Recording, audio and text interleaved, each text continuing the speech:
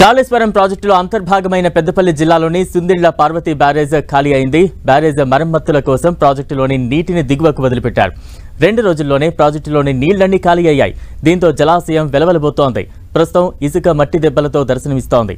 కాళేశ్వరం ప్రాజెక్టులోని మేడిగడ్డ, అన్నారం, సుందిళ్ల బ్యారేజీల స్థితిగతులపై ఏకకాలంలో 3 కేంద్ర సంస్థలతో అధ్యయనం చేయించాలని రాష్ట్ర ప్రభుత్వం నిర్ణయించింది. మేడిగడ్డ బ్యారేజ్ను ఢిల్లీకి చెందిన CSMRSతో, అన్నారం బ్యారేజీని పూణేలోని కేంద్ర నీటి విద్యుత్ పరిశోధన సంస్థతో, సుందిళ్ల బ్యారేజ్ను హైదరాబాద్లోని జాతీయ భూభౌతిక పరిశోధన సంస్థతో అధ్యయనం చేయించనున్నారు.